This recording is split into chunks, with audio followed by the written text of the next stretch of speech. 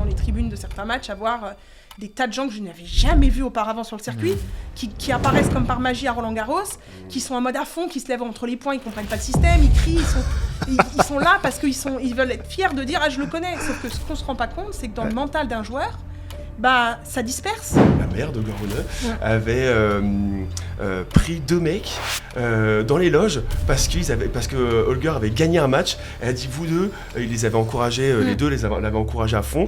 Elle fait il a gagné, vous deux vous venez, elle leur a payé pour toute la semaine les billets en loge pour qu'il soit là à chaque match. Pour qu'il l'encourage, parce que pour que lui, il est en visu à chaque fois la même chose et que ça le mette en place. Nous, on s'est fait la réflexion avec l'équipe et tout sur les dernières apparitions en interview de Dandreva, où elle a l'impression qu'elle est dans un récital. Elle dit, à chaque fois, elle commence l'interview par, avant de dire que l'autre a bien joué, son adversaire, elle dit « Je tenais à me remercier ».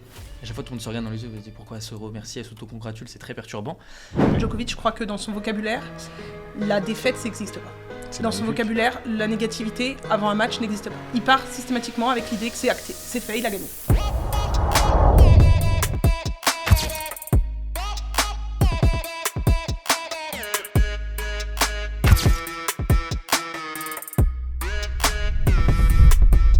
Hello à tous, ravi de vous revoir aujourd'hui pour un nouvel épisode Fan Zone. Je suis très bien accompagné aujourd'hui.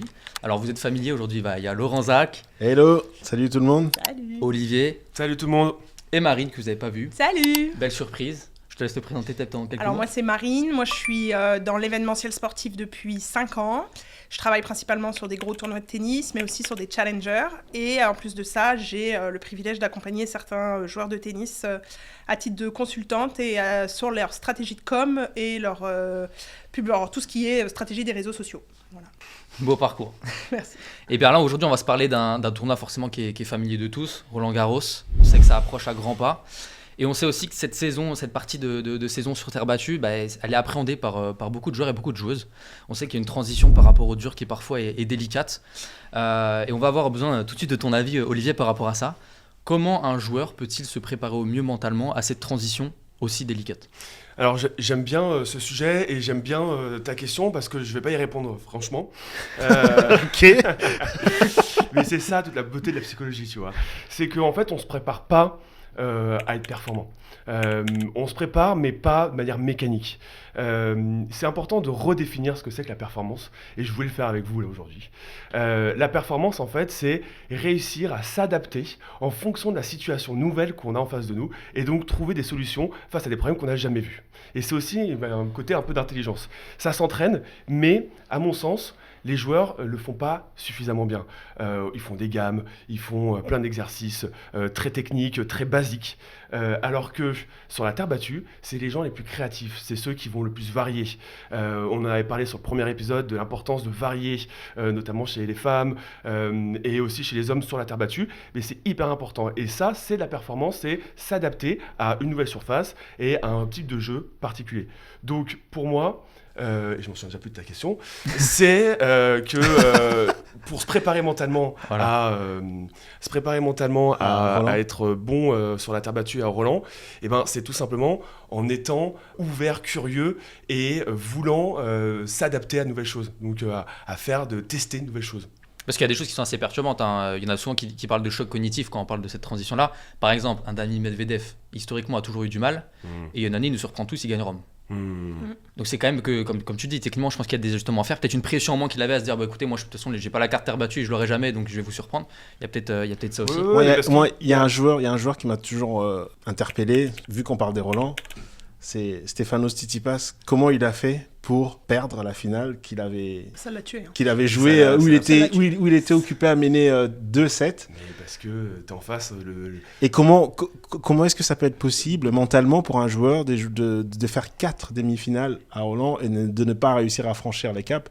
En fait, qu'est-ce qui manque à ces joueurs-là pour... Déjà, tu peux rien, malheureusement, t'es face à un mec qui est meilleur que toi, sur tous les partiments mentaux, on va dire. Djokovic, il est meilleur mentalement que tout le monde. Ouais, et il te fait des petits coups de filou, comme il a l'habitude. C'est un malin, le mec. Il va se regarder dans la glace. Tu sais ce qu'il a fait ? Il est parti pendant cette finale-là, contre Tsitsipas. Il est parti aux toilettes break. Il est resté dans la glace et a dit, mec, tu vas gagner. Mec, t'es le meilleur. Tu vas y arriver. Il a vraiment fait du self-talking devant le miroir. Et il est rentré persuadé qu'il allait gagner. Et Tsitsipas, je pense qu'il s'est vu gagner. Et il a commencé à avoir peur, petit à petit, que Djokovic revienne. Du coup, à se crisper. Ouais, c'était quand même 11 minutes. Je me rappelle de cette finale. Djokovic était parti 11 minutes pour un toilette break. Ouais, ça prend du temps de se parler. Et les temps... 11 minutes pour certains. Donc, les temps qu'ils reviennent, il était quand même mené 6-2 au deuxième set. Je pense que c'était presque dans la poche pour Stefanos Tsitsipas. Et ça plombe un joueur après derrière. Ah non, c'est très dur, c'est très compliqué pour eux. En plus, Djokovic, pour l'avoir un peu côtoyé sur Roland Garros, Djokovic, je crois que dans son vocabulaire, la défaite, ça n'existe pas. Dans son vocabulaire, la négativité avant un match n'existe pas. Il part systématiquement avec l'idée que c'est acté, c'est fait, il a gagné. Toi qui l'as vu en coulisses, comment ça s'est passé Alors moi, il m'a toujours intimidé, mais c'est de loin un des plus gentils du circuit. Ouais. Il est hyper chill, mais c'est vrai qu'il est vraiment dans sa bulle. Son entourage est très détendu. À l'époque, moi, où j'ai beaucoup eu l'occasion de le croiser, c'était quand il avait Goran et toute l'équipe. Ok. Et c'est vrai qu'ils sont très drôles, ils sont très détendus. Mais par contre, lui, tu sens sur Roland Garros qu'il est dans une autre sphère, il est dans un autre monde. Mais en fait, je ne l'ai jamais entendu dire ni parler de quelconque défaite, d'un quelconque échec, d'une quelconque difficulté, même quand il avait des douleurs, des difficultés physiques.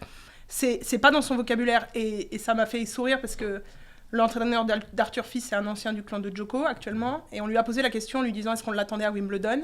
Et il a dit exactement ce que je viens de te répondre, c'est-à-dire que dans le vocabulaire de Novak, il n'existe pas l'idée de perdre en fait. C'est pas possible.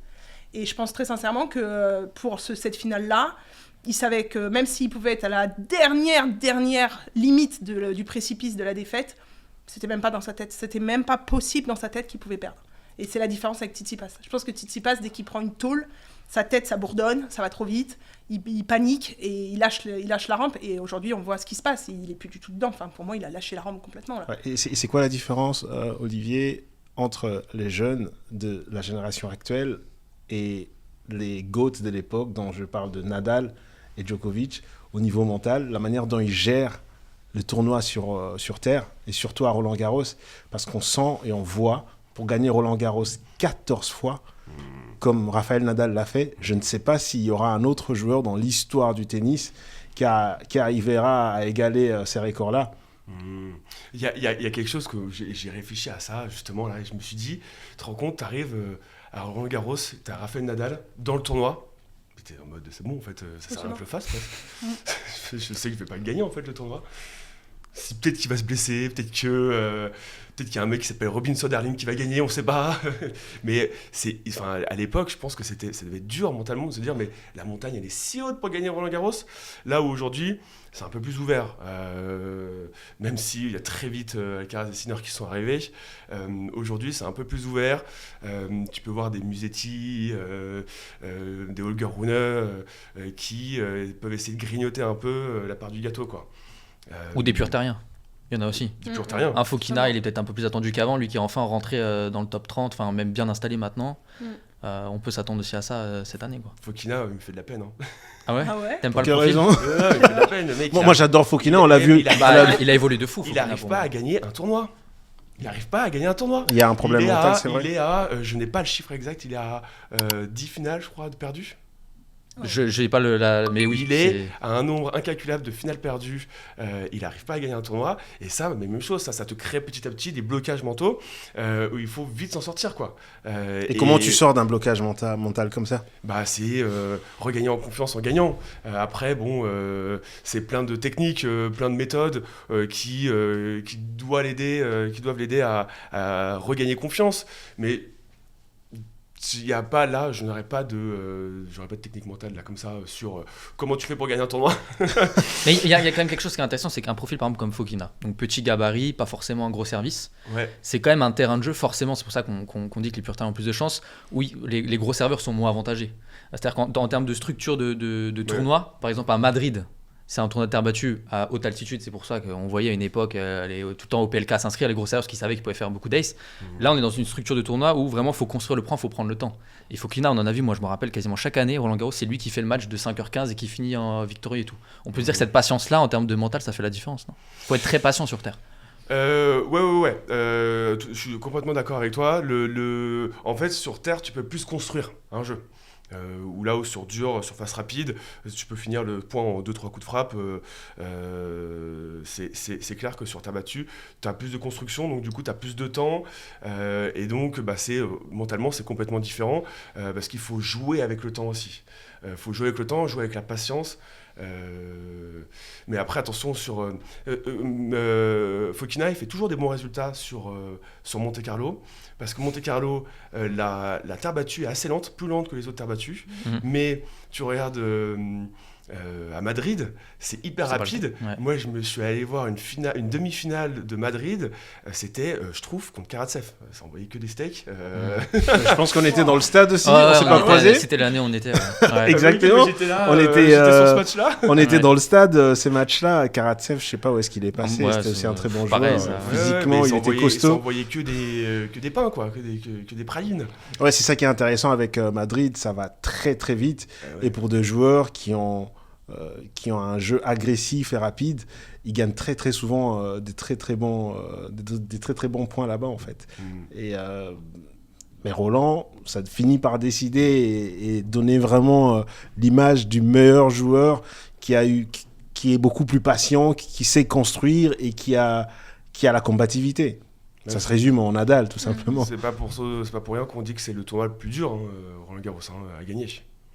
Ouais, et puis il arrive pour moi dans un moment du calendrier qui est clé. C'est-à-dire que les grands chelems, quand je vois par exemple l'Open d'Australie, les joueurs reviennent de vacances, ils sont dans une ambiance colo, c'est hyper détendu, ils sont grave cool, ils sont contents, il fait beau, c'est l'été alors que tout le monde a froid en Europe. Ils sont contents, l'ambiance est plutôt festive. Moi, de tout le monde, tout le monde m'a toujours dit le tennis à Melbourne, c'est le temple du tennis. Vraiment, s'il y a bien un tournoi... C'est vraiment l'univers, la ville est en immersion complète dans le tennis, donc les gens sont dans un bon cadre. Et ce qu'on oublie aussi en termes de pression, et je pense que ça joue aussi sur le mental, c'est qu'à Roland-Garros, pour l'avoir observé, les sponsors sont là, les marques sont là, les futurs de ce monde sont là. Et au-delà du match, les enjeux sont terribles pour les joueurs. C'est-à-dire que certes, c'est la fin d'une période difficile pour ceux qui n'aiment pas la terre battue, c'est un peu la dernière danse. Mais derrière, c'est aussi le nouveau départ pour la suite de la saison, c'est-à-dire le renouvellement des contrats, c'est-à-dire la puissance de l'image, c'est-à-dire tous les enjeux. C'est de se dire c'est le premier gros tournoi européen, dont la suite, on va avoir Wimbledon derrière, mais c'est le premier grand chelem où là, littéralement, tu vas voir les agents de joueurs qui sont sur les côtes des joueurs, les familles, tout le monde se déplace à Roland-Garros, tout le monde est à Paris. Les joueurs sont dans un cadre psychologique de show et en même temps d'enjeux professionnels, de jeux où là il y a des gros enjeux financiers pour leur suite de saison, mais aussi sponsoring et avenir. C'est très compliqué pour eux. Ils sont dans une bulle. La Fédé travaille extrêmement bien pour essayer de les mettre à l'aise pendant 3 semaines, mais c'est très violent pour un joueur de réussir ou de perdre Roland-Garros, au-delà de la dimension technique sportive, les enjeux financiers qui sont le maître mot dans le tennis, parce qu'on sait que c'est ce qui leur fait vivre. Le simple fait que c'est le premier grand chelem réel qui va d'acter, pour moi, quasiment la moitié de la saison, parce que vu le nombre de Master 1000 qu'il y a avant, ça clôture un peu la moitié de saison. Oui. Et voilà. Et après ça, il y a le gazon. Le gazon, il y a la moitié des joueurs qui prennent pas ça au sérieux, qui se disent bon, tranquille, on attend la tournée aux États-Unis, c'est là. Donc pour moi, Roland Garros, il y a tellement d'impact, tellement de jeux. Surtout qui que sont tu as été mais vraiment dans les coulisses. Oui, moi j'étais en immersion. Ouais, et est-ce que tu as quelques anecdotes comme ça à nous raconter sur Roland, sur le niveau mental des joueurs, comment ça s'est passé Moi j'ai senti, alors après, j'ai un vrai souhait de protéger certains joueurs, certaines situations auxquelles j'ai pu assister parce que c'est tellement dur pour eux, ils sont seuls face à leur tourment. C'est vrai et c'est compliqué. Moi j'ai vu des joueurs pleurer, littéralement. J'ai vu aussi des familles mettre des pressions monstrueuses. Genre un exemple qui m'avait choqué. Une joueuse de WTA qu'on connaît tous, Andreeva, si j'écorche pas son nom. Oui, Mira Andreeva, tout à fait. Qui a sa maman. Et Andreeva était au restaurant joueur avec moi, et on discute, et elle voulait absolument prendre une pièce de bœuf avec de la purée. Et elle voulait absolument ça, et elle me dit ça. Et elle me dit discrètement, tu pourras me mettre la purée de côté pour tout à l'heure? Et je lui ai dit, bah oui, il n'y a pas de souci, on va s'arranger. Et parce que moi, à l'époque, j'étais sur le restaurant joueur, et sa mère est arrivée, elle lui a dit, si tu prends de la purée, tu me feras des tours de terrain. Et là, je suis restée ouf. Elle avait 16 ans. Et donc, du coup, finalement, elle a dit, mais s'il te plaît, maman, elle a essayé de négocier. J'ai senti une espèce d'emprise de la part de sa maman, et elle avait raison, parce que c'est vrai que elle avait entraînement 20 minutes après sur le calendrier, c'était pas forcément idéal, et c'était la petite fille qui parlait, mais je me suis dit, tu te rends compte juste de la pression que ça peut avoir, toutes les familles sont derrière, mais parce qu'en fait, moi je comprends aussi sa maman. Andrea, elle démarrait, elle avait 16 ans, elle était toute mignonne, toute jeune, elle a des monstres autour d'elle, qui sont des machines de guerre. Ouais, elle a quand même une forte personnalité aussi. Quand on regarde comment elle s'en sort très très bien. Hyper drôle comme jeune fille, elle est toute mignonne, elle est très très drôle et tout. Elle en faisait un peu qu'à sa tête à l'époque, mais c'est normal. Et à côté de ça, tu voyais des Sabalenka qui, déjà par leur carrure en impose, sont vraiment costauds. T'avais 11 Jabber qui avançaient, t'avais des Paola Badoza qui étaient des têtes des monstres, quoi, des vrais monstres. Et toi, t'es là en mode, je peux prendre de la purée?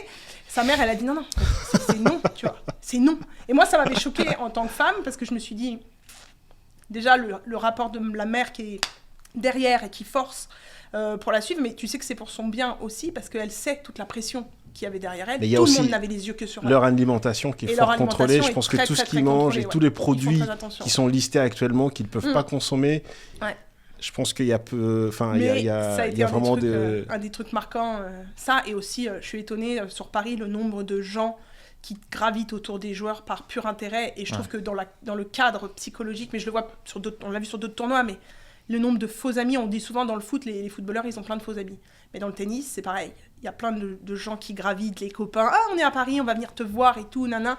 Et là, tu parles des joueurs du circuit ATP, du circuit quoi. ATP, et qui sont là en mode, je veux profiter de la fame de Roland Garros. Ouais, et puis même des étrangers qui veulent profiter de la fame. Mais en fait, on se rend pas compte que mentalement, on est face à des gens qui sont pas forcément des vrais soutiens et qui sont pas forcément des vrais appuis et qui sont là juste pour profiter, pour le buzz et tout. Tu soulèves un vrai point, c'est clair, l'entourage, l'importance de l'entourage, c'est clair. L'entourage, c'est crucial. On les voit, je les vois des fois, certains matchs, combien de fois j'ai été dans les tribunes de certains matchs à voir des tas de gens que je n'avais jamais vus auparavant sur le circuit, qui apparaissent comme par magie à Roland-Garros, qui sont en mode à fond, qui se lèvent entre les poings, ils comprennent pas le système, ils crient, ils sont là parce qu'ils veulent être fiers de dire « Ah, je le connais ». Sauf que ce qu'on se rend pas compte, c'est que dans le mental d'un joueur, ça disperse, ça s'égare.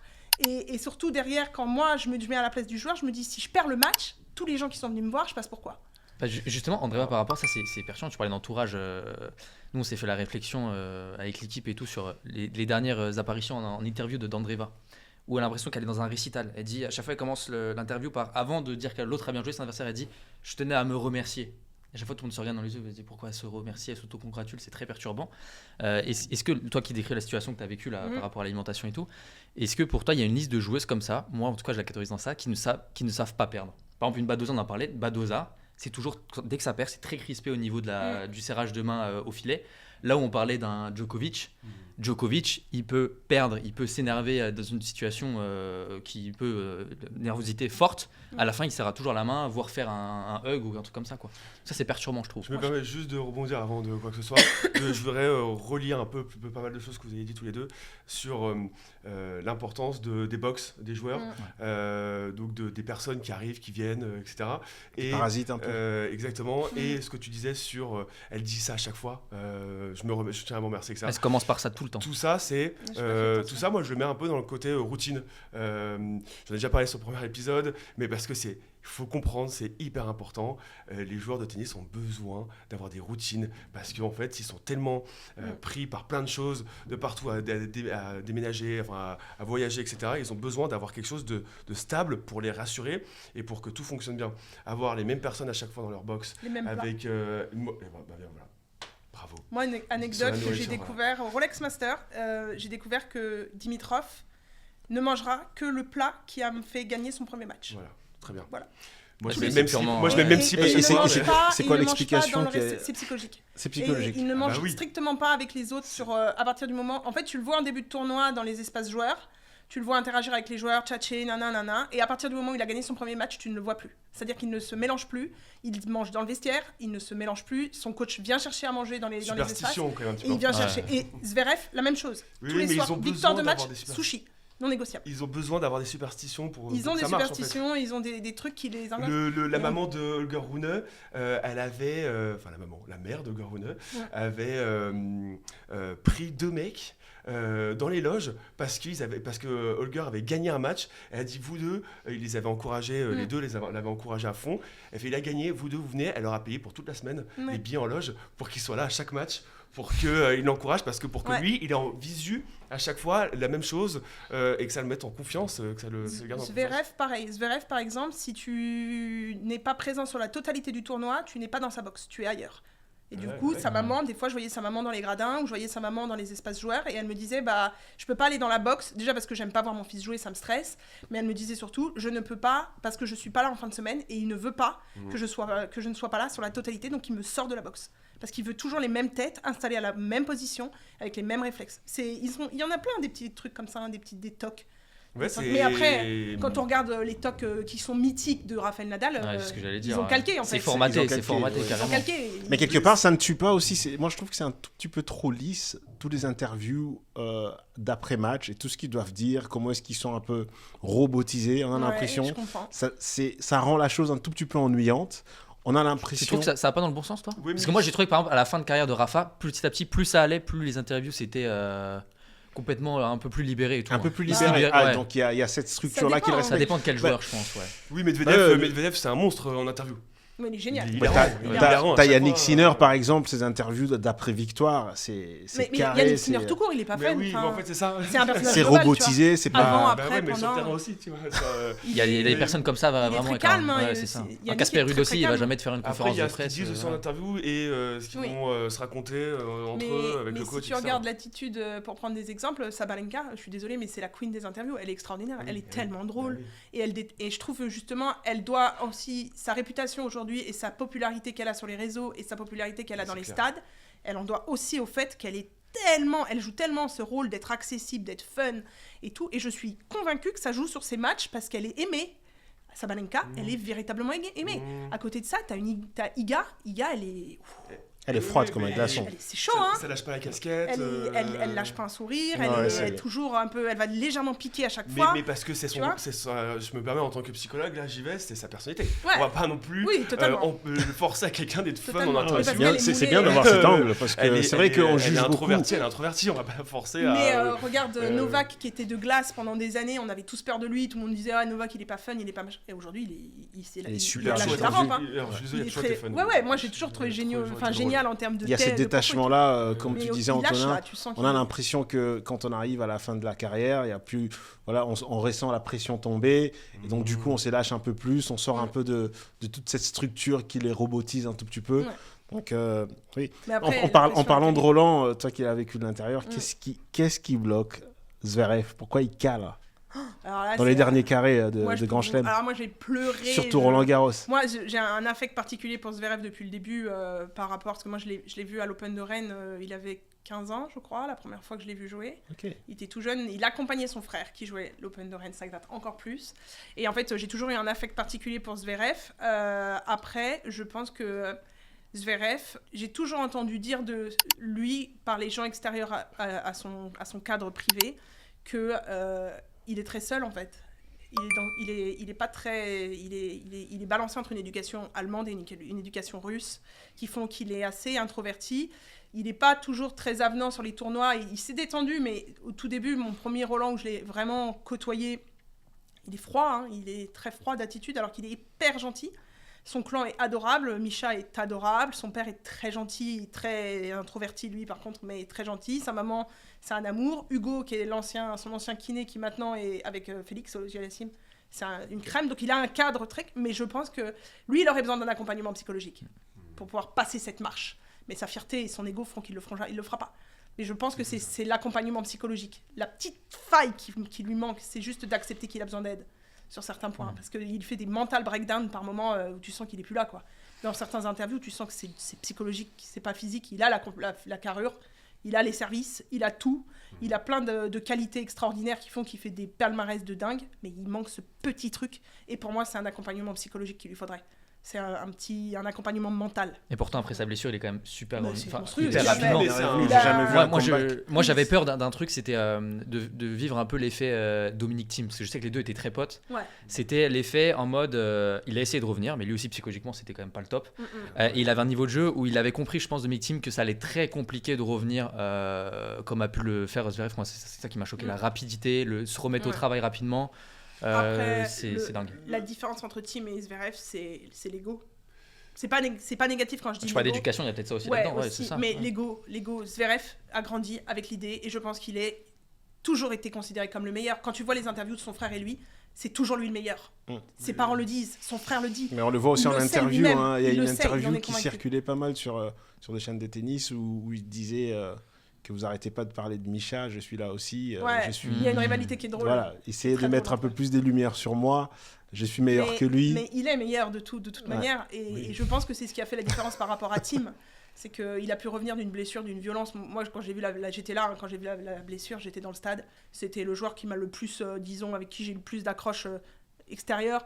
Et je l'ai vu la chute, je me suis dit, c'est fini, terminé, rideau, fin de chantier, il reviendra pas. et quand je l'ai vu revenir et faire ce qu'il fait et voir qu'il a fait finale derrière, c'est dans le top 5. je me suis dit, c'est pas possible. Enfin, le mec a un ego et une capacité. Alors, au-delà de l'ego, c'est quand même un signe de résilience. Résilience, c'est échouer et recommencer.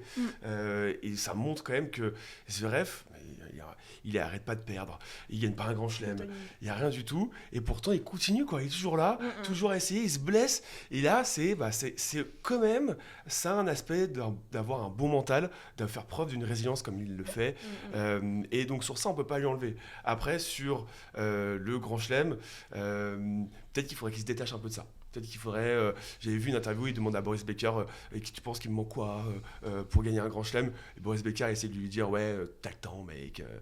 Mais il n'y a rien en fait, on sait pas.